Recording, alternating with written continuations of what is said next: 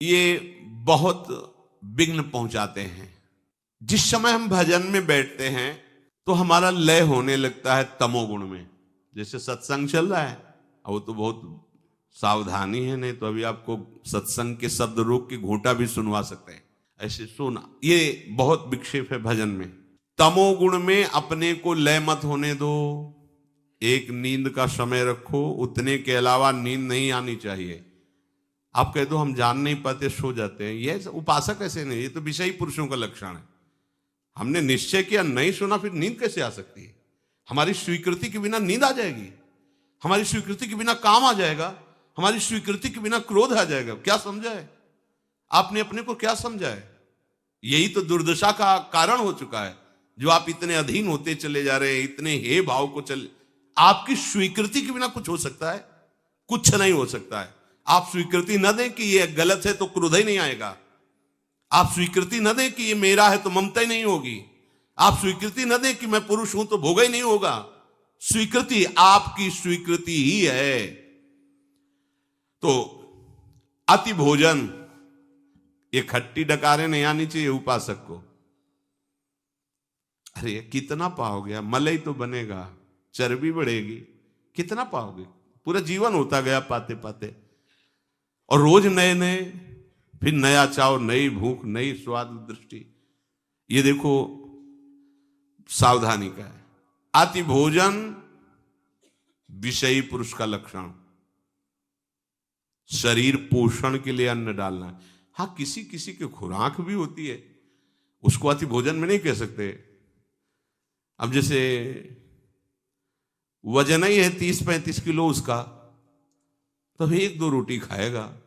अब 100 किलो वजन का शरीर है तो 10 रोटी तो पाए। अब उसको कह दो कि एक रोटी तो नहीं चलेगा, उसको कह दो 10 रोटी तो भी नहीं चलेगा। शरीर की तो उस सबका तारतम्य नहीं मिलाना है।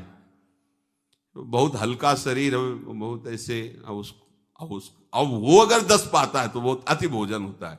लेकिन शरीर के अनुसार जितने में आपको पाने के बाद यदि 1 घंटा बैठना पड़े तुरंत, तो आपको ये ना लगे कि आपका पेट भरा है। ऐसा उपासक को भोजन करना चाहिए। इससे आप लय से बच जाएंगे, जो हमें भजन में बाधा पहुंचाता है। ये लय, पहला तो अति भोजन,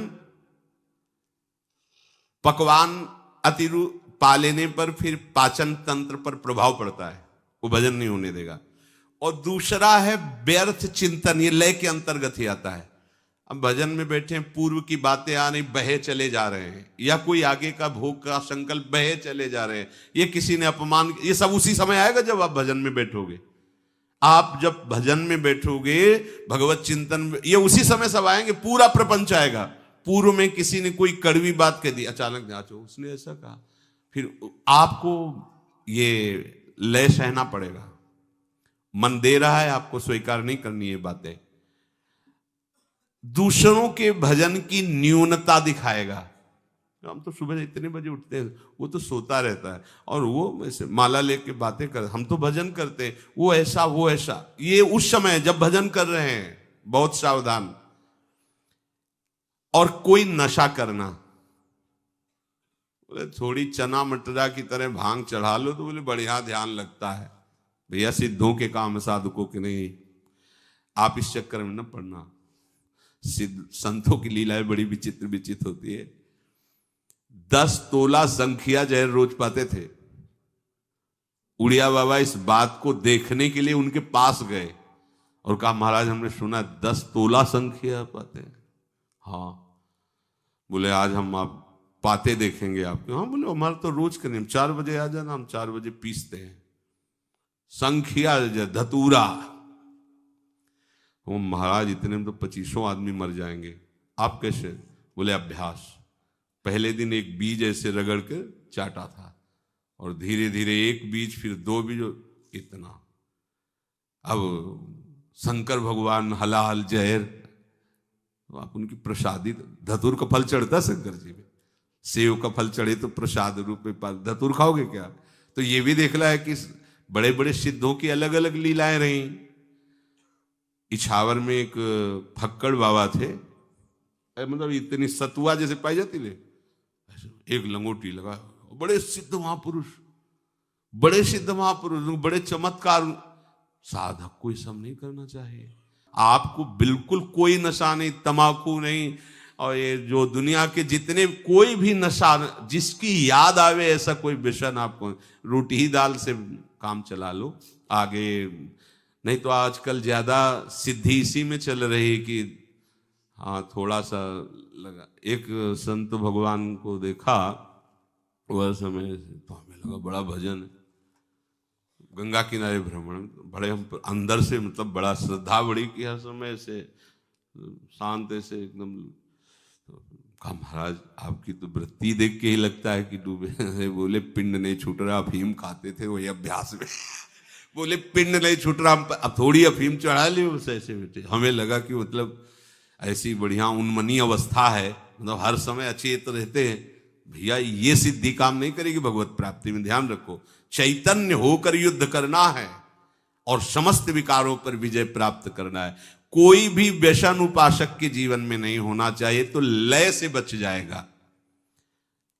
उसी को ध्यान कहते हैं, जो लय हमारे यहां भगवत प्राप्ति में बाधक कहा गया है। जैसे आप कोई नशा पाए, अब तो बोले तो बढ़िया यार, बड़ा मन, चूंकि उस समय मूर्छावस्था जैसी होती है ना, एकदम बेशुद्ध अवस्था, तो उसको देखो देखो इसमें पकड़ो एक बात, संसार का चिंतन छूटा, उसको आनंद लगता है। नाली में पड़ा है, दूसरे दिन फिर पिएगा। क्यों? क्योंकि वो ऐसे संसार का चिंतन छोड़ नहीं पाता। जहां वो पिया तो मूर्छा सी अंदर से आई, वो संसार का चिंतन उसको विश्राम सा मिलता है। शयन में, नींद में जो आपको विश्राम मिलता है ना, संसार का चिंतन छूटने का। खास बात समझो, ये संसार का चिंतन छोड़ने पर ऐसा लगता है। कोई भी नशा जितना संसार का चिंतन छुड़ाता है उतना प्रिय लगने लगता है। ये इसीलिए कहा गया सबसे बड़ा नशा नाम है। अगर आप नाम निरंतर जपो और जागृत में संसार का चिंतन न हो तो आप परमानंद में डूब जाओगे। तभी तो जिसको चस्का लग गया ना इस नशे का, नाम का, नहीं जो अभी एक परिवार आया था हमें परिचय, हर समय नाम, हर समय पूरा हम बार बार उनका स्मरण करके अंदर भाव धन्य है ऐसे ग्रह, हर समय वो नाम, पूरा परिवार लगकर। ये देखो, ये है जीवन, ये जीवन है। हम पूरे के पूरे समय हमें भगवान ने दिया है भजन के लिए, पूरा का पूरा जीवन दिया है।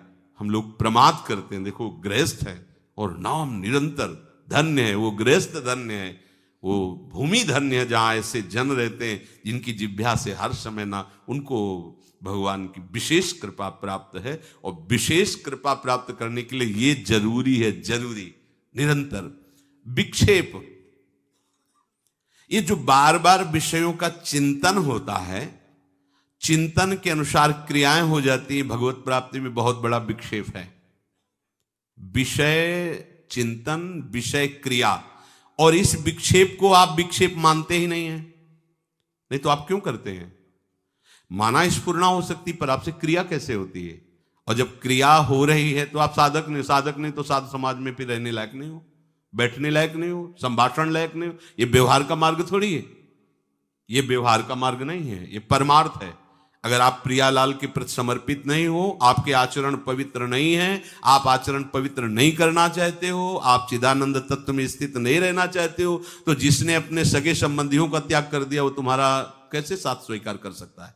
सोचो, जिसने, जो शरीर को पैदा करने वाले हैं, शरीर के सगे हैं, उनको तो ऐसे छोड़ दिया, फिर तुम्हें क्यों स्वीकार करेगा? तुम्हें तो इसीलिए स्वीकार किया ना कि तुम वास्तविक सगे हमारे हो, प्रियालाल से संबंध रखते हो, विषय निर्विकारता की तरफ आगे बढ़ रहे हो, तो स्वागत है आपका, हमारे सगे संबंधी हो, आप हमारे स्नेही हो। नाते नेह राम के मनियत सुहद सुसेव्य जहालो, अंजन कहां आंख जो फूटे, बहुतक कहो कहा लो। वो अंजन किस काम का जो आंख फोड़ दे, वो मित्र किस काम का, वो शिष्य किस काम का, वो संग किस काम का, जिसके चिंतन में हमें प्रियालाल ना दिखाई दे, जिसके आचरण में प्रियालाल के प्रति समर्पण न दिखाई दे, किस बात का मित्र? बहुत सावधान। विक्षेप से मुक्त होने के लिए अनात्म पदार्थों का चिंतन, उनके भोग की वृत्ति, उनमें सत्यत्व बुद्धि, सुख बुद्धि, इसका त्याग करना होता है। कषाय। मन के भोगों के चिंतन में लगने पर जब हम उसको हटाते हैं तो वो हमें क्लेश देता है। जो इस क्लेश को ना सह करके मन के अनुसार चल देता है उसे कषाय कहते हैं। प्रायः कोई बिरला ही सूरवीर होता है जो इस बात को सह पाता है। बाहर की लाठी के प्रहार को सहा जा सकता है, लेकिन मन की मार को केवल महात्मा सह सकता, दूसरा नहीं। इतनी मार देता है कि अपने हाथ से फांसी लगा लेता है आदमी, अपने हाथ से जहर खा लेता है, लेकिन मन की मार नहीं सह पाता। और उसी को जो सह जाता है वो महात्मा होता है, इसलिए जगत बंदनी होता है वो। मन की मार को सह जाना ये बहुत बड़ी बात है। मन जहां नचाता है वैसे पूरी सृष्टि नाच रही है, और मन को जो प्रभु के चरणों में नचा देता है उसे महात्मा कहते हैं। और नाम में सामर्थ्य है, ये सामर्थ्य आप में जागृत नाम करेगा। भोगों से हटाने में जो क्लेश होता है उस क्लेश को मन तुम्हारे हृदय में पैदा करेगा, उसको सहो। यम ही न व्यथयन्ते ते पुरुषम पुरुषर्षभ। हे पुरुषों में श्रेष्ठ अर्जुन, जो इस मन के द्वारा दी हुई व्यथा से व्यथित नहीं होता वो परम पद का अधिकारी होता है। ये अंदर बैठा लिए बात, ये अंदर बैठालने की है। और जो उस मन की जलन को मिटाने के लिए मन पर दया करके उसकी आज्ञा के अनुसार बर्ताव करता है वो भगवत प्राप्ति से विमुख हो जाता है। ये मन बहुत थोड़ी देर तो यार मनोरंजन चाहिए ना, हाँ यही तो चाह रहा है वो। थोड़ी देर दो, पूरी सामग्री 24 घंटे के लिए जमा कर लेगा।